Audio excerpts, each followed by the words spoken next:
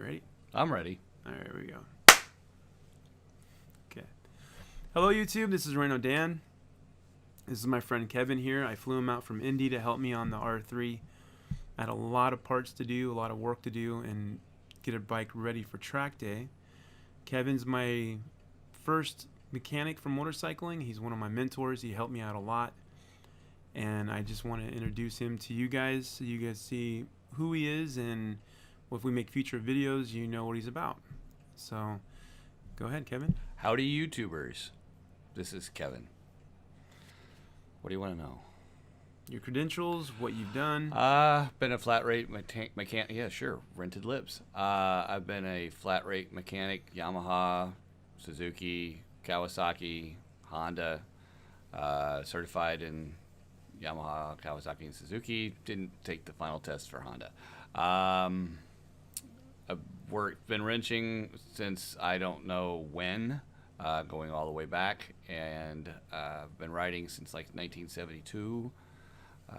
First bike was a Rupp mini bike, so I've been around the corner 2 or 3 times. Not more of a straight line drag racer guy than I am a road racer guy. I understand it, but yeah, that's not my experience. Right. All right, awesome. So the whole reason is making this video is because, like, on YouTube, anybody can post anything, you know, and there's no people just, oh, that guy knows what he's talking about. Not really, you know, but then that's why we have multiple videos and a lot of false data out there. And the whole purpose of, when I met Kevin, he helped me out on my Gixxer 750. My Gixxer 750, I brought it in, it needed a chain, it needed a oil change and some other work, and I think the drain plug was damaged, right? Yeah. Drain plug was damaged, and I bought it off of Craigslist. I did pretty good, but I didn't know all the ins and outs then. I know the engine ran strong. I drove it around at 60 miles per hour on a city street without a helmet, because I was like, oh, whatever. I trusted my abilities. Yeah, don't do that anymore, but that's why I always wear my gear. Example, but I did it then. And Mrs. Rhino knew right when I had that smile on my face when I came back, we're going to buy the bike. So we bought it. We put it in an ambulance because Mrs. Rhino worked in an ambulance company. So we brought it back in an ambulance and unloaded it. And I saw that the chain had problems and everything else. I didn't know because it was the first bike. When you buy your first bike, there's a lot of things you don't know. And I did pretty good on the BMW, right? Oh, yeah. You did fantastic on the BMW. Right. So that wasn't my first time buying bikes off of Craigslist. It's not my first time the rodeo. So I met Kevin. He said, yeah, I built this Bandit and this Gixxers, and, you know, he told me he raced like bikes. I'm like, oh, cool. You know, like he had this turbo. Yeah, we built a turbo bike, and you got to understand, I come from the Midwest, and in the Midwest, and specifically Indianapolis, for those who are Indianapolis fans, there you go. And Speed may have been born someplace else, but it damn sure grew up in Indianapolis. We race everything from being on our feet to horses, and, you know, so if you can race it, we do it. So my background is in straight line drag racing. I held a AMA Pro Star pro level license. Had a shop that we had people coming from all around the country to get work done at. And so I had a pretty good following. So when I came back out and it's an, you know, oil-cooled Gixxer 750, it was right up my alley. Yeah. Because I was all worried. So when I bought the oil-cooled Gixxer, I was all worried about because I didn't get the water cooled. And then Kevin's like, oh, don't worry about it. The oil-cooled Gixxer is awesome, right? I'm like, okay. And then he's been slowly helping me out. And it was really cool when I met Kevin because I just went. I had a Ninja. Mary had a Mrs. Reno had a Ninja 250, and we had the Gixxer. And I was waiting for the Gixxer to get fixed because we had, you know, get parts in and stuff like that. And I bought Mrs. Reno the Ninja 250. I think you guys might have heard from previous videos, and I rode the piss out of that 250. Just totally destroyed it, right? Everywhere I went was reaming its neck, red line everywhere, right? Hell bent for leather. Yep. Didn't know better. It was like, oh, it's fine. We'll break it. We'll fix it, or we'll get another one, right? and it was fun. And that, but it was really cool to meet Kevin because he took the time out to mentor me. He took the time out to talk to me and help me out and really cool my jets. Like when we had the Gixxer 750, it had Owen shocks on it already. He's like, why? You already have good shocks, right? And I was like, oh, okay. I didn't know, I thought it had the same crappy shocks that came stock, right? No, this had a race pipe on it. It had work done to it. It wasn't stock by any means, right? Right. Well, and the thing is, too, is when you come at it, I wouldn't say newbie. That's not the correct way to. I don't know. It's sometimes that label kind of pushes people away. Right. People want to get something and they want to. Oh, I want to do this to it and this to it and this to it. It's like, well, you're not even writing this to its full potential. Yeah, I mean, you're not even close to it. I mean, your chicken strips were, you 1 inch away on the. Right. And I'm like, dude, you're throwing money at something you don't need to throw money at. Right. And that's what Kevin did. He could have upselled me, and he could have. You know what Kevin could have done if he was sleazy? He could have took the shocks off, put the shocks back, cleaned them up, put them back on, and charged me. I wouldn't have known. No, you probably wouldn't have. I wouldn't have known because I didn't know better then, right? I didn't know. I was still in that infant stage of learning about bikes. Now, in the last 12 years, I've learned a lot about street bikes. And even though I was riding mini bikes and dirt bikes in the farms and stuff when growing up, doesn't mean you become an instant expert. And this is like almost pre-Google time, you know what I mean? This is like the internet was still in its infancy too. We just started having broadband a little bit, and these, it wasn't like today where like Siri, what's the OEM blah blah blah, and then and then boom, right? A picture shows up. That technology didn't exist then. So you literally had to get on the internet and like look up and spend so much time to find out. It wasn't like today. Like today, like how many carbs is in corn? You know what I'm saying? Yeah. It wasn't like that then. You know what I mean? It was like if you had to find something, you literally spent a good 3 to 4 hours of your night researching. And Wikipedia back then I don't think it existed. So, and if it did, it wasn't very good. And it probably still isn't good today. But the point I'm trying to make here is that having somebody that that was honest, that didn't rip me off, because he could have. He worked at a shop, and he could have said, yeah, no problem. Like I said, took them off, cleaned them up, put them back on, and charged me $1,000, and I've been like, oh, cool, it's a brand new bike. Well, that's, and this is, Dan had asked me when we were filming this, getting out in the car and you could watch the road going by, why I did what I did, what set me apart from other shops, why did I choose to do it the way I do when I work at a shop. And my goal had not been to fix bikes. Anybody with a decent mechanical ability and some tools and some effort can fix the bike. It's, as my grandfather taught me, a man made that thing, a man can fix it. That part is the easy part. The hard part is realizing what your customer needs and giving them those needs. It's not, anybody can make money. It's not the hard part. The hard part is developing a relationship where, Dan flew me out here to work on this bike, and his Beamer as well.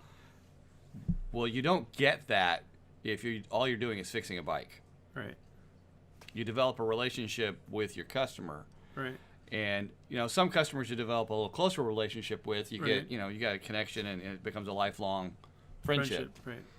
Brotherhood, yeah. Right, brother. It's not, but, I've looked at it where I can fix the bike. That's not the problem. I have to read the customer and find out where do you want to be? Where do you want to go? How do I get you to where you want to be? Right. And selling you a bunch of parts, yeah, it puts money in my pocket right then, but if I ripped you off, you're not coming back. Right. And so, there are people who do that, and they do it really, really well, because what do they do better than anything else? Rip people off. Right.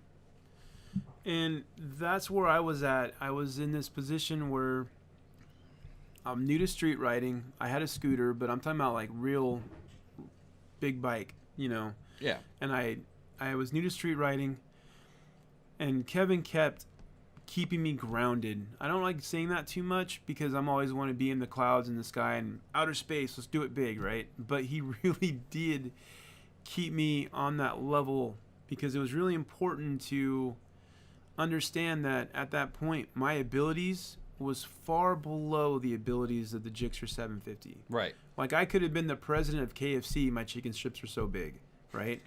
I didn't understand cornering then like I do now, right? Now I don't have chicken strips. I don't, using the tires edge to edge, right? Yeah. Yeah. There's no chicken strip there now. No chicken strip. But at the time, Kevin's like, yeah, just go ride, just go have fun, right? And he kept keeping me like, it was a gentle, like, you don't suck. He didn't say that to my face. And if he did, I would have been like, okay. But he didn't tell me I sucked, but he was like just gently like, just go ride. Just go have fun, right? And that was like really, it was encouraging because I was a newer rider on the street. And any new rider, you always have that point where do I continue or do I quit? And Kevin was always there and making sure that I continued. And I guess in that sense, I had a good, for my generation, we run differently, but in a sense, that's his passing the torch to me. And that's like why I make my YouTube videos for you guys, because I'm passing the torch to the younger generations. I'm encouraging you guys. I never tell you guys that you're going to, don't do this. I'm always encouraging because I'm trying to pass the torch to you guys, just like he did it for me. Right? Well, yeah, I mean, here's the thing. Once you go over 50 and 55 is right there in your headlights, you start thinking about the people that are behind you. When I was, 1972, I was 8 years old for those people. I was riding a Rupp mini bike that I had gotten from selling newspapers, right? It was a passion. I had to ride. I wanted to ride. We're not seeing that with, we see this occasionally with young kids. I mean, you see the video of the young kids on the dirt bike and stuff like that. You see it. But on the whole, people under 20 are not as into motorcycles today as they were when I was under 20. Or when I was, like we wanted, like the first thing you see a guy driving around a sport bike and you're like, I want that. I want to be that. We saw Tom Cruise in Top Gun driving with his helmet off, like chasing after the F-14. I want to do that, right? It was just that the romance of like, this is what I want to be, this is what I want to do, this is where I want, and somewhere along the way, that whole idea of that physical freedom is lost, right? I don't know that it might be the physical freedom. It might be, I mean, we're watching YouTube. This is all technology. It's all online. Right. But for the first time, I mean, when I was a kid, it was get out of the house. Right. We played until the street lights were down. We played until our parents yelled or what have you to get our butts in the house. Right. And so it's a little bit different in terms of generational as people playing video games and are inside. And it's like there's a whole world of reality. If you're on a bike, you get a thrill on a video game where you're doing something. Imagine that thrill where it's real, and that's what you get on a bike. Right. And until you make that connection, until you reach out to somebody and say, "Here, take this chance, go out on this bike," they don't know. Right. Right. For you were talking about Top Gun. Mine was Kelly Leak and Bad News Bears. I mean, I wanted to be Kelly Leak so bad. You ride a Harley. You know Harley. Yeah. Yeah. That was the big kick for me. Of course, I watched all the old biker movies. Marlon Brando and all that kind of good stuff. But yeah. So I would love to see 20-year-olds lighting up right now trying to buy R3s. I don't mean R3 literally YouTubers. I'm not promoting that particular bike. I'm speaking in terms of getting a starter bike and getting out on the street and riding. Right. No, I agree. So this is the introduction to Kevin. I just wanted to go out and let you guys know his background, his credentials, why I flew him out from Indy and paid for a plane ticket to come out here. there's a lot of videos coming out soon. This video is probably going to come out today. And the videos coming out soon will be the work on the BMW, the R3. We did a lot of work, and it's more than I want to say, but it was awesome to have him out here, and I'm going to fly him out again later this year to do more work, because racing a motorcycle is very demanding on the engine, and it needs to be always maintained. And it's worth it to come out, and we'll do videos in the future. All right. This is my friend Kevin. This is Rhino Dan. Thank you guys for your time. And I'm going to have to start saying it now. Please like and subscribe and tell your friends. Like and subscribe to Rhino Dan and spread the word. All right. Thank you guys. Appreciate it.